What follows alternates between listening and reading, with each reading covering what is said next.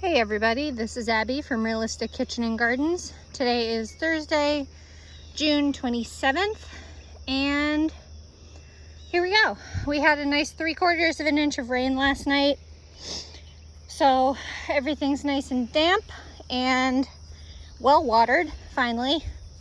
I did take the opportunity with that nice moisture to start prepping row A, which was the garlic row. I just mowed. I buzzed it down with the weed whacker and I used the broad fork to till it up because there were so many like grasses and things in that row that had such big deep root systems. I think that'll be the easiest. And then we're supposed to be getting more rain on Saturday, so I think I will take that opportunity on Saturday to use the little rototiller and break all this up, because most of it is still clay with a little bit of that nice soil I put on. You'll also hear machinery in the background. The tree guys just arrived, so don't worry. Anyway, row B, onions, starting on the opposite side than we usually do. We have Patterson up until this first stake, and then the rest is I wanted to say Gladstone, that's another variety I want, but Patterson is yellow storage onion. Like my garlic, I have not kept this weeded very well, so we'll see what kind of crop I actually get, or if I get any, because one of those deserve you right. Ringmaster, and this is Ringmaster onion. Some of them are bulbing up really nice, so like there's this one. I mean, I've gotten better onions in the past, but I also kept it weeded better. So that's basically what I get. And it is what it is. You know, one of those you reap the effort you put into it type of thing, I think. There's the chainsaw. Row C, beans. This is the first reseeding on the north side, north-south, of Veller bush beans. These are a 55-day variety. If you missed it, then we had a straight wind storm that came on June 17th, and it came with 1/2 inch hail, which shredded my Veller bush beans, my original 2 seedings of them. So I decided to tear them all out and reseed. Purple pod bush bean, a favorite that I tried briefly last year, and doing it again. I have grass touching me and it keeps confusing me. And then we have pinto bean and chickpeas. Chickpeas on the north and pinto here on the south edge. We'll see how this goes, because these pintos may or may not get up to like 24 inches tall, but evidently so do the chickpeas. And the chickpeas are starting to put out flowers, so that's really exciting. And continue growing. I mean, I've never grown chickpeas, nor do you really find that many or that much information about growing chickpeas, because it's one of those, you just buy them cheap enough. But I figured I'd try them, see what happens. If I can grow it, I'll try. And some things just aren't worth it. Like, I'll never grow wheat, never, or rice, never. Anyway, brassica row, I uncovered them for you so you don't have to sit here and watch me struggle with the cover. Varroa cabbage, actually doing pretty good. This was the one that was much more torn up. So if I get my hand in there and it's cold and wet, nice dense head. I may let it go a little bit longer, see what I get. This is Primero red cabbage. Really hasn't headed much yet, so we'll get there. The remaining tender sweet cabbage, green cabbage, which is supposed to be like low and flat and wide, which to me sounded like a good chopping one. All marrow red cabbage, working on heading up. I mean, that looks way bigger than it really is. Chaos. Why am I so zoomed in? There we go. So it's only, 3 inches around or so. Chaos. Okay. And then here is Pixie Baby. This one got damaged by slugs and things. And then that's the actual full-size one. My very angry kale, which is trying to escape, and I should really do something with, because I do want to keep it over winter. I may very well just pull this, so the edge of this long tube tent is probably here, and I joined two of them. I may just pull this one back over those two and put a taller one on. And then here are the blue ribbon broccoli. This one was harvested and it's now putting out little shoots, which actually look pretty good. I harvested these 2 weeks ago now to try to get what I could, because we were gonna get that 90-degree weather, and I figured it wouldn't survive it.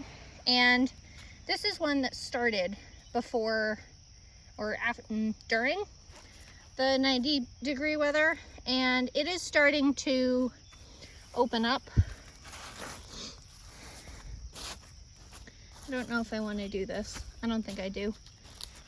But anyway, it's basically starting to either rot or open up, one or the other.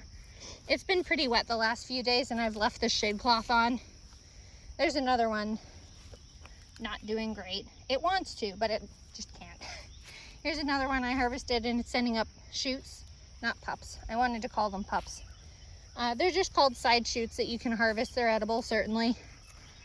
Just a little beat up from the tent. There's one that I harvested and it's decided not to send up side shoots. Whatever.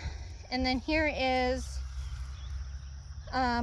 clementine cauliflower, which doesn't have a head. It's supposed to be a 55-day variety. I've seen another website with the same variety listed as something like 66 or something like that. So I don't actually know.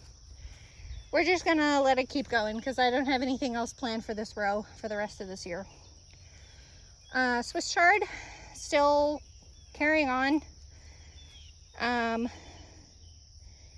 Swiss chard was one of those crops that I'm like, oh yeah, we'll definitely use that as a leafy green, but my husband's kind of fussy about bitter greens.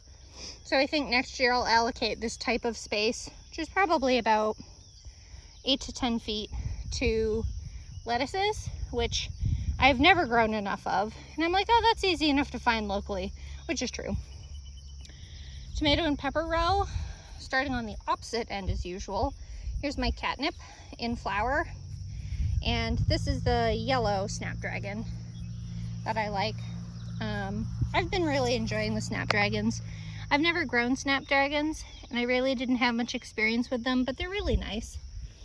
And then this is Mrs. Burns' lemon thyme, which comically is being eaten by something and is in flower, or going to be very, very soon. Cal Wonderbill ripens to red. These were seeded late on April 5th, so they're a little behind the times. There's that pink snapdragon, one of them. This is a French dwarf marigold. I love these. I mean, I only seeded these when I transplanted the peppers. Oh, there's a flower on that Cal Wonderbell. I only seeded these pollinating the pepper. I only seeded these when I transplanted everything else. So this is only a month and a couple weeks out, so they grow pretty fast and it's about ready to flower. And then that is the Finissimo Verde Paya basil, like a dwarf bush basil. I will not be growing this again. As cute as it is, it's not smelly enough. It's not aromatic enough, because it's supposed to grow so that it is fragrant enough to disguise the plants where they are. That's one of the companion parts of this plant, so that pests don't find them. And when you touch it, it smells like basil, but I'd rather just a full-size basil plant. Continuing on. I think we're probably at golden calendar already. I have no idea where the first one is. There's a calendar, and this is a golden calendar. So this one ripens to yellow when fully ripe. And then I also planted these dwarf varieties of nasturtium, and apparently they're variegated. I don't know. Here is a Emerald Towers basil. All of the basil this year is doing very poorly because it was so severely pot bound when I had them inside. So basil is a fail this year, and it's my fault. So I'll leave that there. But this is a lovely Genovese type. It's small, but it's supposed to be very, very upright. But this is wanting to be a bush, even though I haven't pinched it. But basil's basil, I guess. Snapdragon that's weirdly bushing. This is one of the biggest Finissimo de Verde I have, and even then it's still only like, what is that, 4 inches round, and the leaves are so itty bitty, but they are fragrant in their own way. But that's a good example of what a good companion variety would be. Found another flower, so I'm pollinating it. Here is, I forgot, I got distracted. Here is the first early jalapeno. And then this is my Tymoon and Vesuvius, which I think I need to hit with a little fertilizer, probably potassium. I always have to give potassium to my peppers. It helps so the flowers you can see and the pollinated things are turning yellow and falling off. That can be a sign of potassium deficiency. And then here is my 2 sweet bananas, which I thought were goners because their main leaders were off, but there's a flower, so we may have hope still. Replacement, hello, would you like to focus on the thing I'm talking about? Thanks. Replacement tomatoes for the ones that were destroyed in the storm. Better bush determinates. These are very bushy. This is only maybe 2 feet tall at most, but it's loaded up with flowers and it's nice and dense. I'm actually really enjoying the determinates. Excuse me, just for size. Here's another Finissimo. This one's in decent shape. You're just struggling with focusing today, camera. More better bush with another nasturtium in between. This is the one and only Hungarian heart tomato that survived, which I'm really bummed about because this was one of the varieties I was most excited about. And there is one fruit on it, but it's not very Hungarian heart-esque, which is supposed to be like the anatomical shape of a heart.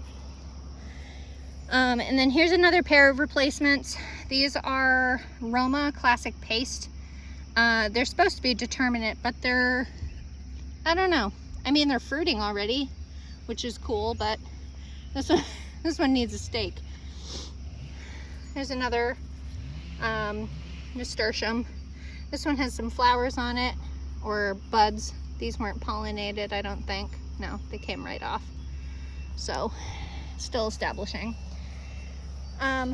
Bartelli's cherry, just about ready to start climbing the trellis. And then a couple of the Coeur de Boeuf tomatoes survived. I think I only had to replace 1 Coeur de Boeuf. So that's exciting. So this has a fruit, though this looks like you're gonna have problems. You're just struggling, good Lord. There's a few more fruits coming on. That's a flower that's pollinated and coming on. A few more fruits. These are indeterminate, so they'll just keep vining up and producing more fruit and flowers as it goes. Another Coeur de Boeuf. These are decent sized fruits actually. And this is one of the main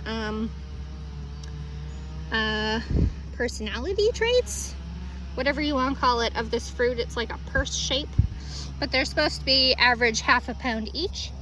We'll see if that actually happens with these poor beat up plants. Another better bush for replacement. Another actual Coeur de Boeuf. Three right in a row. my Cordobu survived decently, so I'm pretty happy with that. But there's another, that's an actual really good, come on camera, I believe in you. There. This is a really good Cordobu example, though it has a little pit on the bottom, so we'll see how that works out later in the progression. Look at this. You look like a pear. I love it. I'm excited for those. Let me get you off the ground.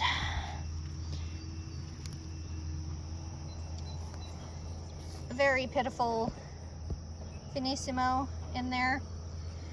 This is one of the original replacements I had for the original determinate Romas. This one had just suddenly died. So this is a Martino's Roma determinate that I got from the farmer's market. And it's getting there. And then these are my actual determinate Romas, which I started from seed back in March, I think. This is huge. And I know determinates can get large, they just don't get nearly as like long and viney and upright. But this is ridiculous. Look at all the flowers, all the yellow. Got a whole cluster over there. You have some fruits right here. There's some fruits right there. Classic Roma shape fruit. Paste type. They're all paste type tomatoes except Bartelli. I wanted to try to produce my own fruit tomatoes this year. Because as far as I know, I really don't have a good place to get bulk tomatoes like I did last year. So then here's the last one, and there's another pink snapdragon. Anyway, moving on. Here's the potato row in the works of being, I'm gonna say, turned over. So right now it's the soil after the potatoes were dug up, and then these are all grass clippings to try to keep the soil nice and moist, and to let this break down over a little bit so that I can till this under and basically replant potatoes sometime in July. I was talking with one of my fellow gardeners here in Ohio, and she was saying that it might work better if I wait till July than trying to get them in right away. So I'm letting the 3 varieties I have go dormant, and I'm gonna try to sprout those. And if that fails, then I'm gonna get some potatoes from the grocery, which is a big gamble because I have no idea how long their grow season is. As we know, there's three seasons of potatoes. There's early, like Sangra, mid, like Vivaldi and Caribou, and then long, like the last russet I grew last year, Rocky Mountain, which is over 110 days. Anyway, carrots. Here's Bolero. Some of them are getting pretty big. I'm trying to think of what one was nice and big.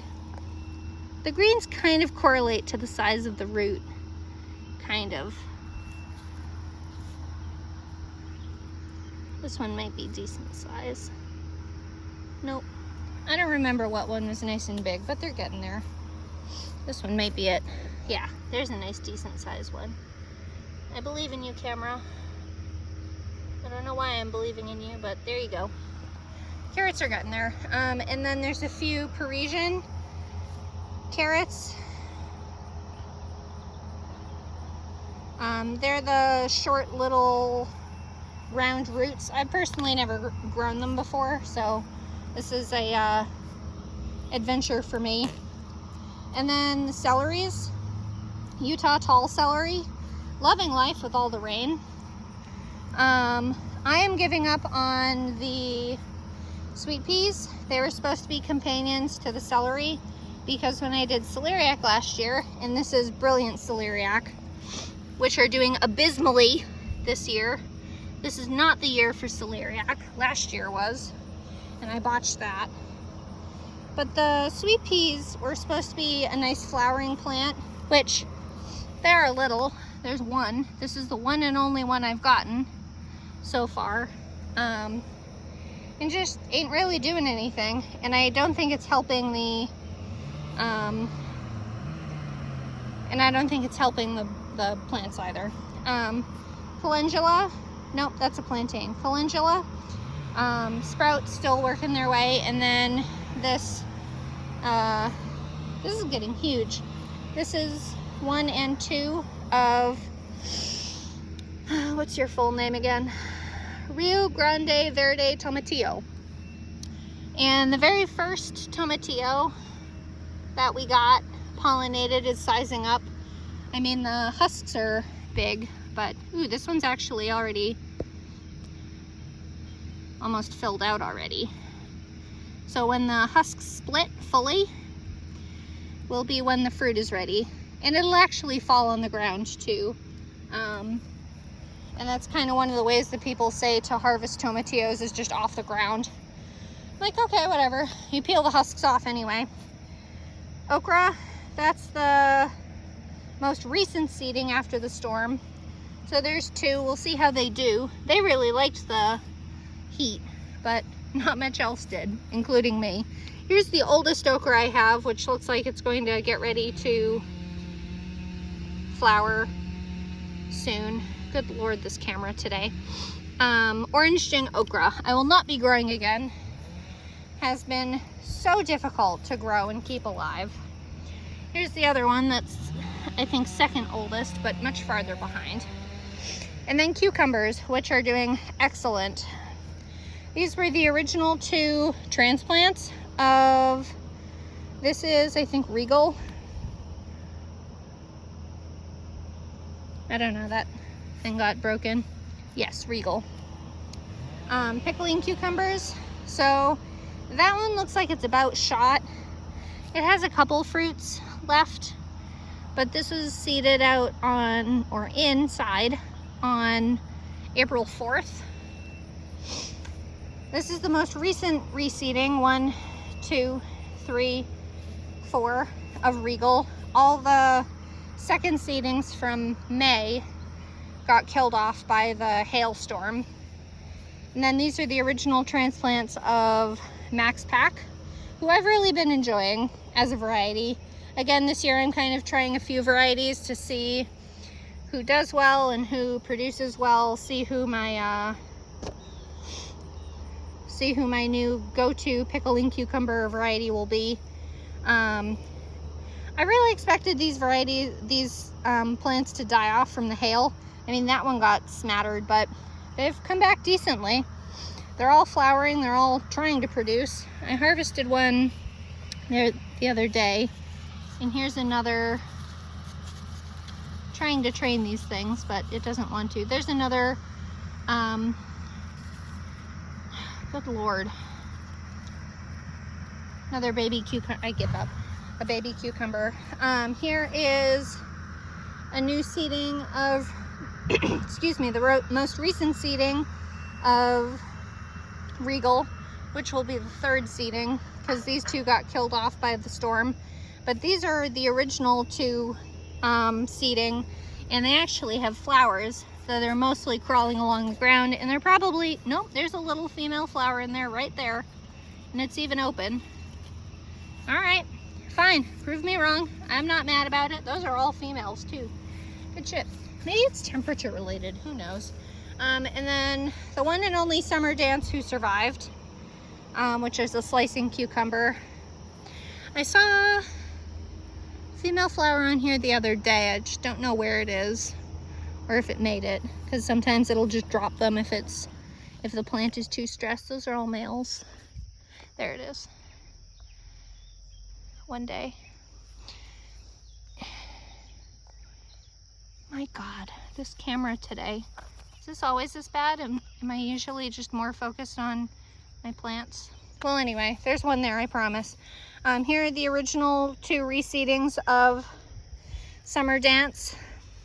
And I'll have to get, excuse me, a trellis up for them, because they're gonna start climbing, or I can just let them crawl in the ground. And then here's the second reseeding, which was intended. That wasn't because of the storm. That was just trying to keep cucumbers coming in. That was from June 14th maybe. So I have 3 succession plantings at the moment of this. And then zucchinis, spineless bush. Here's the newest female flower. Are we going to focus at all today? Here we go. Here's the newest female flower on this, I'm gonna say the 3rd plant. Another female flower there that's open. That's an actual zucchini. That's a female flower. Bunch of males. Honeybee in there.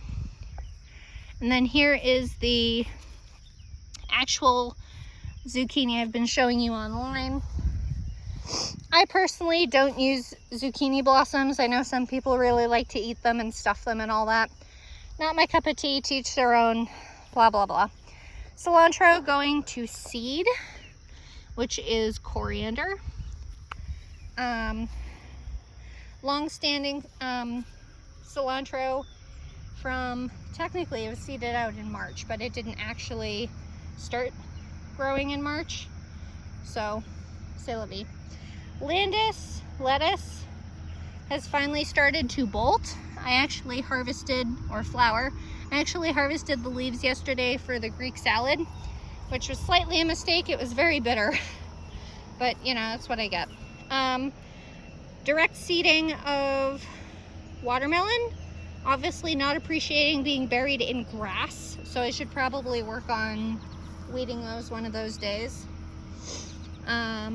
Direct sowing 2, and then I think direct sowing 3. I'm going to turn around a moment to try to show you this female flower again there it is. There, female flower, summer dance, slicer, cucumber, achieved. And then I transplanted 4 watermelons. These are all Cal Bush watermelons. Transplant 1, 2, 3, and then 4 was killed off by the hailstorm. And I reseeded these. This variety unfortunately is a 90-day variety, so I should get a watermelon right before the first frost in October. Perfectly normal. Giant variety of marigold coming up. This is Lady Godiva. 3 plants that I sowed indoors, and I don't see any female flowers to show you, but it has male flowers, which I guess is a start. Let's see. Male flowers, male flowers, male flowers. Nope, nothing fun there. Did you drunkenly fall asleep in there, Bee? Yep, you did. Another marigold. You're actually branching quite a bit. No, there's 2. I lied.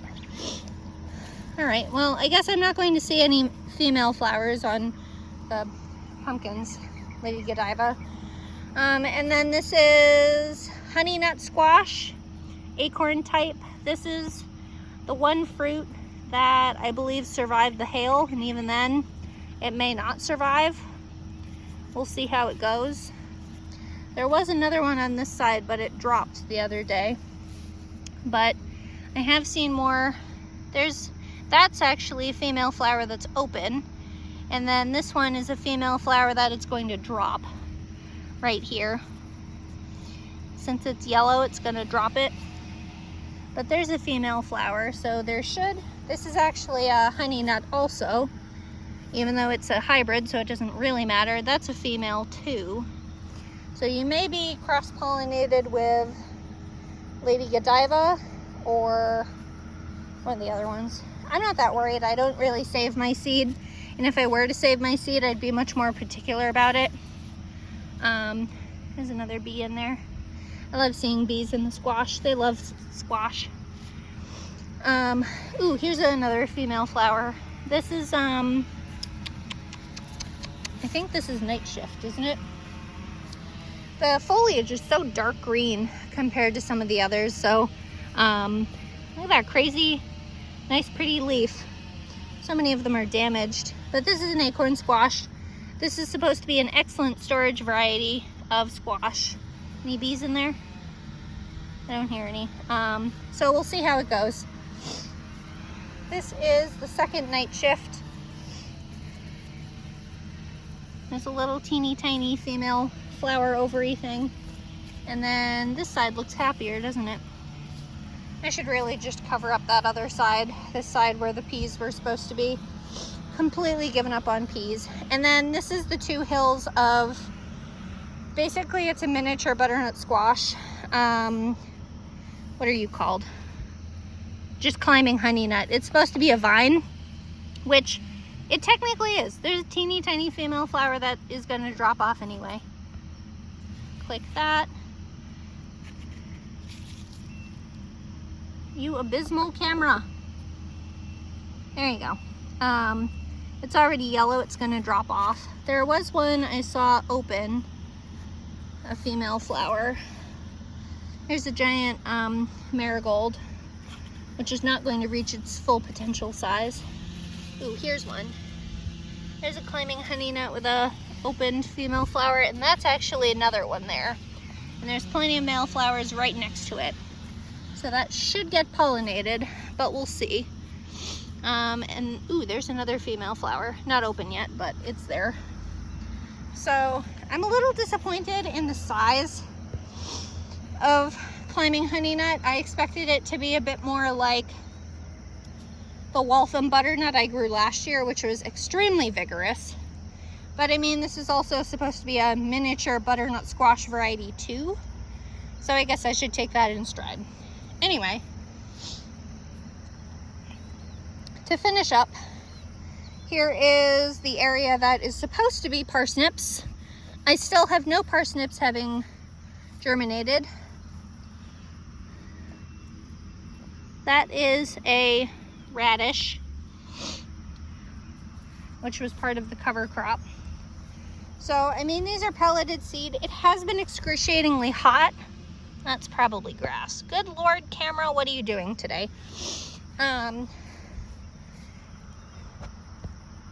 Those are weeds. That's a radish. That's a radish. That's a radish. So I don't know if I'll get any parsnips. I'm having a lot of trouble with parsnips germinating. To be fair, last year I didn't even try. This year we got hit with 80-degree heat. You could be a radish or you could be a parsnip. I have a feeling you are a radish though, based on the shape of the leaves. Parsnips are a little pointier. If you've ever seen cow parsnip or wild parsnip, the leaves look a little more pointed. And then this half will be this camera. This camera today. Promise I'll get a better camera one day. This is where I will be planting my carrots. I got pelleted Bolero carrot seed for the fall, and those are going to be seeded out, I believe, on July 20 something. So we got a couple weeks. So if you like this kind of stuff, please like, comment, and subscribe for more. And follow along on my Facebook page, Realistic Kitchen and Gardens, for the most frequent updates on the chaos that I manage. All right, bye.